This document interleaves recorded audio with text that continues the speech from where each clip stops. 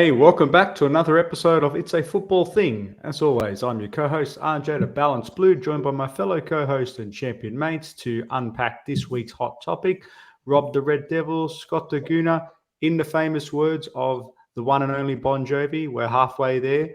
We are here to go through this season's report card through halfway of the Premier League season. Boys, Scott, I'll go to you first. How are you, legend?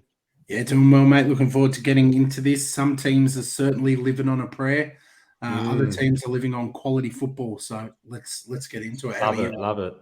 Good, mate. Robbie, how you doing? Yeah, good, mate. Like I said, I'm halfway over the hill, or hump day, maybe in football terms. It's like a bit of a Wednesday in the footballing terms. But yeah, look, it's nice. We've had plenty of a roller coaster ride so far, and I'm sure there's plenty to come. And it's nice that there's so much football to come, and I'm sure there's going to be plenty of bends and plenty of speed humps in the way. All right, boys. Look, let's use this graphic, and our talking point's going to revolve around a graphic courtesy of Fox Sports Australia, who put this brilliant report card out based on the Premier League only so far. We're not basing this on Champions League or Europa. We're talking about the Premier League. Look, I'm going to go first, boys, because mine's pretty simple. I'm not going to harp on about it. Arsenal have been given an A+, the only team, not the only team, one of two teams to get an A+. We're sitting top of the league. We're sitting pretty. We had that great result against Manchester United earlier in the week. So for me, I think an A+ is warranted, and Mikel Arteta has been a big part of that. We're playing well. We're winning games. We've only lost one so far. If that's not an A+, I don't know what is. Robbie, your team, though, Manchester United, A-. What do you think about that? Yeah, look, if I'm going to be honest, I actually think that's actually been very nice. I don't think it's crazy wrong, but if I was to give it a grading myself, I think I would have went maybe a B+. I think an A, an A- is, if you look at it up against an Arsenal with an A+, I think they've nearly been flawless in a way compared to what they've been in the last few years. But with us, literally last year, really, really bad year. Obviously, transitioning to a new manager. I think he's probably needs an A+ just for himself. But Yeah. the team in general, we started off the season really, really bad. The first two games, conceded like 6 goals. We had a bad derby loss, but we've also had a really good streak now. Some of our players that we've bought have really turned it on as well. So look, an A-, I'm pretty happy with that. Anything above a B+, I think that's pretty fair. RJ, mate, not quite as cheery in the Chelsea world, but you've made some good signings.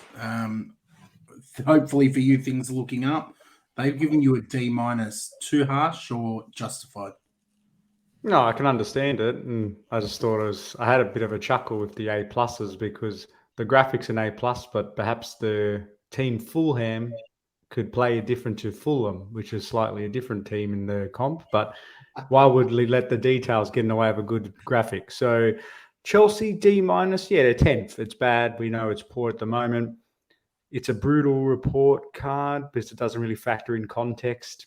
We all have injuries, but do we all have 10 first team players out? I don't know. So, yeah, look, D, I would have said, yeah, C- at the maximum, but D-, so it's harsh, but I respect that we're going pretty poor and we need to acknowledge that. So, yeah, fair game. I probably would have looked at a D+ to Chelsea just to be a bit kinder in terms of the injuries. I think if you do take all banter aside, you take that many starters out of any team. New manager change as well for adjustment purposes. And Reece James is your best player for me. You take the best player out, every team's automatically weaker. Could have gone a D+, but I'm not here to show sympathy to Chelsea. We don't want your sympathy, mate. Well, Fulham don't need it either with an A+. Robbie, are you happy with that for Fulham? A+, Yeah. well deserved. I think that's definitely well deserved. And what about, boys, the two teams that received an F, Southampton and West Ham? Now, Southampton are sitting bottom of the league, 20 games played, 4 wins, 3 draws, 13 losses. West Ham sitting 16th, 5 wins, 3 draws, 12 losses. I can understand Southampton copying it. Is an F a little bit harsh on West Ham, though, RJ?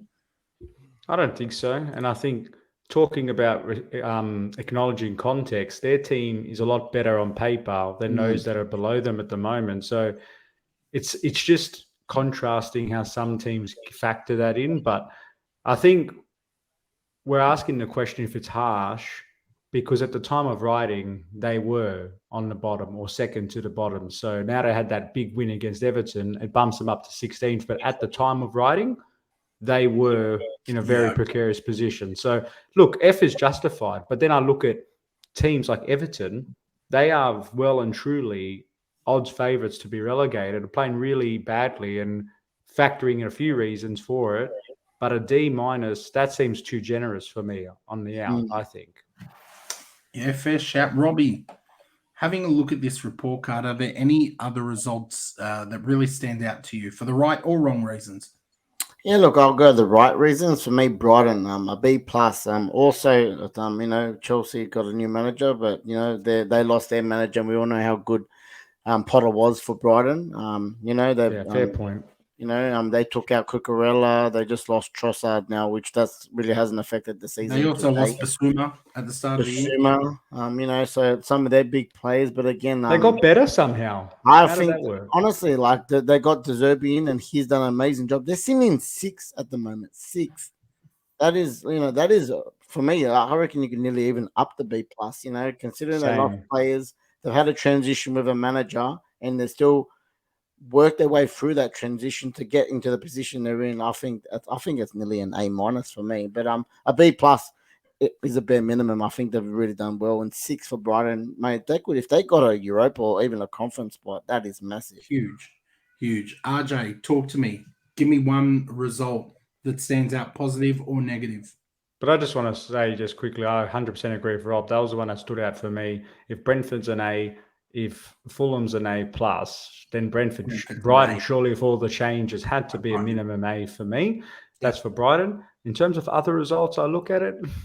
This might be construed as a little bit of banter, but Tottenham is a B minus. Not really. I don't think so.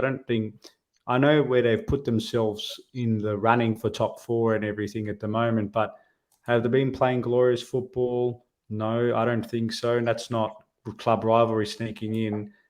I don't know. B minus to me seems quite generous. I think maximum they should get is a C at this stage. But yeah, that's just me. For people watching who maybe haven't checked out the channel before, make sure you hit that subscribe button. Make sure you drop a like. And of course, with this one not being live, we love to see your comments. So let us know what you think of your team's rating. Let us know what you think of Fulham. I'm a massive fan of Fulham.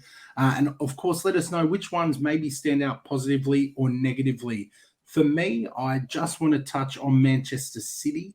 A B plus for them. Now, at the moment, they're 5 points behind Arsenal in second place. We do have a game in hand. They have played some great football, though. They did have a little patch where they struggled a bit and Haaland wasn't scoring. B plus, I don't know. I probably, and I'm maybe being petty, but with what they've got, I would just be going a B. I think that little blip hurts them. I don't know if it's quite a B plus for me. Do you agree, Robbie? Yeah, I agree. I think a B would be actually tops. I could nearly downgrade them. You have to think of how high they've set the bar. They've gone out and they've got one of the best strikers in the world and added it to an already well-oiled machine. And to an extent, they have gone backwards a little bit. So, they've lost against Brentford. They've dropped points to Everton, who are in the relegation zone. They're obviously, there's been a few places. I think they lost one other game as well. So, yeah, look, for City, they've definitely, even though when they turn it on, they score a lot, but they have been conceding a lot of goals as well, which is unlike them. Have they got worse or has the rest of the league got better? Combination. I think the Haaland has definitely changed the game plan. I think they want to go everything through him, which is not as free flowing as normal. But everything, when you look at people like your Brighton and your Fulhams, Arsenal, the league has definitely improved. Fair enough. We're not ending this stream, boys, without having to go with Liverpool. I'm sorry, but Chelsea's sitting there with a D minus. I'm pretty sure Liverpool is a point above or the same points. They haven't lost off 10 starters in their team. They've had a couple injuries here and there. They've also bought and spent some money as well. Darwin Nunes just bought Cody Gakpo. They've spent some money and they got a C minus. So for someone who was supposed to be favourites to win the title this year, they're also sitting on that ninth position. And I think, top goal scorer Salah has been quiet as this year. I don't think anyone's turned it on, and they haven't had a managerial issue as well. And someone also that's been at the club for 4, 5, 6, 7 years, whatever he's been. So for me, I don't know how they're pulling out a C minus. What would you give them, Rob? Mate, they've got to be at least. They've got to be below Chelsea for me. Chelsea have had all the injuries. They've had a manager change as well, and they're 1 point different. So for me, they've got to be below Chelsea. RJ? Oh, in and around, like you said, we have all the noise behind us. That's not Liverpool's problem. But because Liverpool doesn't have that problem, they should be doing a lot better. So you're right. They were favourites. They were meant to be in the title race. Chelsea, even before the injuries, had their own problems. Because remember, they finished 4th. They were a top 4 battler. Liverpool were title favourites and now are on equal points without all the managerial change and all of the injuries that we've got compared to them. So C minus is very generous. I agree with Robbie. Also, boys, the more I look at the list, I have to sort of query as well, even Leeds United as well, C minus. They've won like 4 games so far. That's 4 games. They put themselves in 15th. Yeah, okay.